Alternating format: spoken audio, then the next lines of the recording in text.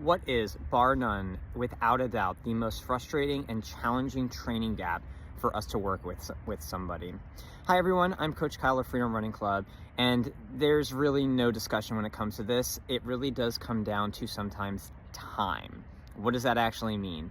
A training gap when it comes to, say, a younger athlete, or even somebody who's maybe brand new to this, might just be continuing to do the right things for a little bit longer than you expected. And in this case study, I'm going to jump right into the case study on this one. It's an athlete that I got the opportunity and was fortunate to work with for a number of years, named Karver. When KJ first started working with me, I believe he was in 7th grade, but you would have been, you wouldn't have expected him to be a 7th grader if he had said it. He looked like he was probably in 5th grade when he first started working with us, but man, that kid worked hard. Put in the effort every single day, was not unwilling to do anything that was asked of him, but he is what we would call a late maturer. Somebody who, just in terms of chronological age and biological age, were a little bit different. Those are kind of different terms that people maybe don't hear about quite so often.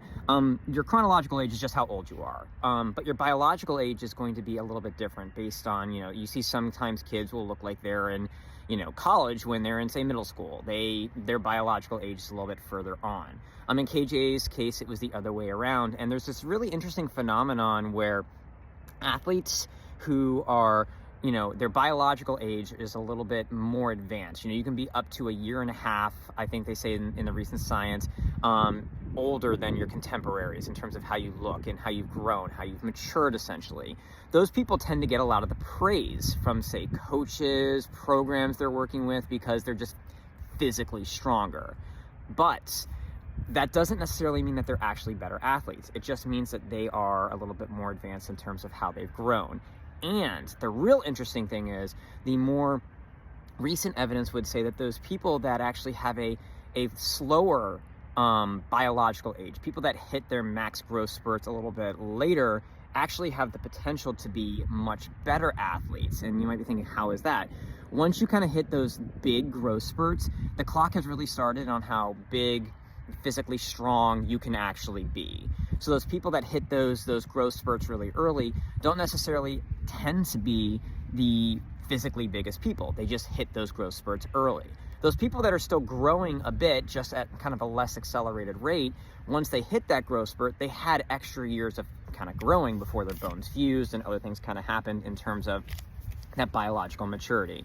So the problem is, those people that have that lower biological age, or later matures, as I'm referring to it in terms of KJ's case, not mentally, but I'm saying like physically later matures, they actually have the potential to be the best athletes. And in fact, a lot of those athletes are. You've heard stories about people that, your great professional athletes that got cut from, your youth teams or your high school teams or whatever it was, or they were bench players, I guess, on their youth teams. So you don't typically get cut from a youth league team, but those athletes go on to be really great. And we think that it's only because of like grit and determination.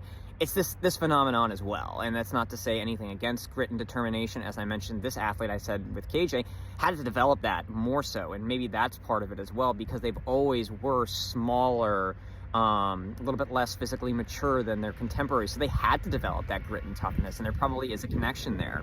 But KJ's case, we couldn't put more pressure. We couldn't do more. He was already willing to do anything we asked him to do. This athlete as a 7th grader was running miles, he was running hard workouts, he was doing everything that he should have been doing at that time, and he was showing his improvements.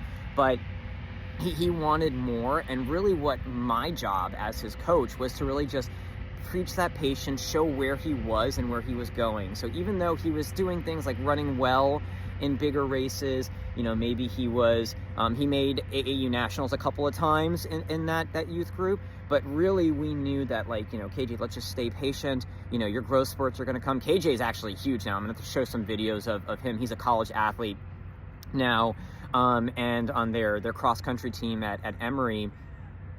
He really is a physically imposing guy. He's tall, he's strong looking, and he is incredibly fast. So a lot of what I've said to this is when he was first working with us in middle school, continued to work with us a little bit more indirectly while he was in high school, but he was one of the best high school runners in 2A here in Florida. He went to a school called Berkeley Prep.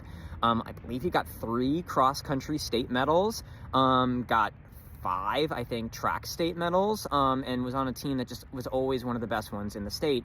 And if he had given up because, you know, he was a late mature, that never would have happened. He never would have gotten a college scholarship. He never would have had these experiences that he's still currently having. As I mentioned, he's on the team up there at Emory for cross country and for track.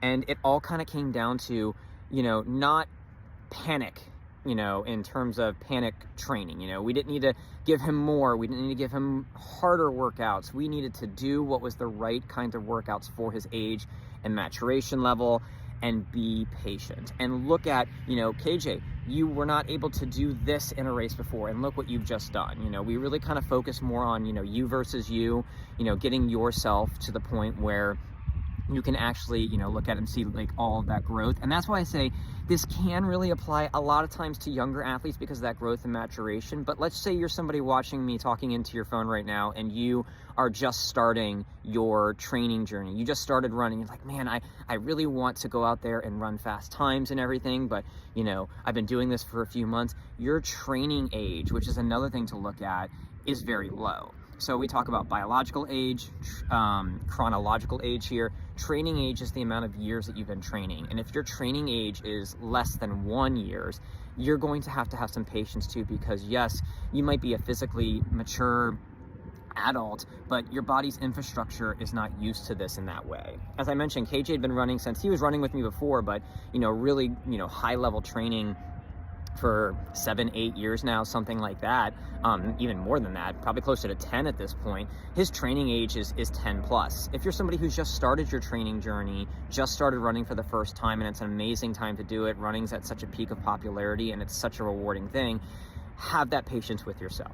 Make sure you're doing some of the things that make sense in terms of the race that you're doing. If you're getting ready for a 5K, you shouldn't be looking at marathon training plans, obviously, but also you really shouldn't be looking at plans for people who are super advanced. You know, make sure you're doing it for something that makes sense for you. So even if you're, say, a 32-year-old man who is picking up training, your training age, if you just got started here, might still be 1, and you have to make sure that you're doing the right things for yourself. So that's a really key training gap, and it really just is patience, doing the right things day in and day out. Aerobic training really is about small little changes that add up over time. KJ's been running for over 10 years. He's got 10 years of small little adaptations adding up. And it really isn't about any one perfect workout. It's definitely not about one perfect workout, because there's no such thing. It's not about a perfect workout, a perfect week, a perfect month, or a perfect season. It's about stacking really, really solid training seasons up over time. So you have a good season, a good season, a good season, a good season. Your training improves. What is impossible at one point becomes just what you can do on a regular Tuesday a couple seasons down the line, and that's something to kind of really look at. So if you have any questions about maybe your own training gaps, I know we've done quite a few videos in this series. If you have a question maybe about, you know, your time, the time that you've done, your training age, or your chronological versus biological age, you know, ask those in the comments down below, or you can apply for a free training gap assessment where I'll sit down and we can kind of look at what you're doing, what I see as a key training gap, and see if there's anything we can do really to directly help you. There's a link in the comments, the description down below, and it's also pinned to our profile if you want to click on that directly. Or if you have any questions about any of these other training gaps or anything else related to your training, I'd love to help them. Just ask us in the comments down below, and I'd be happy to help.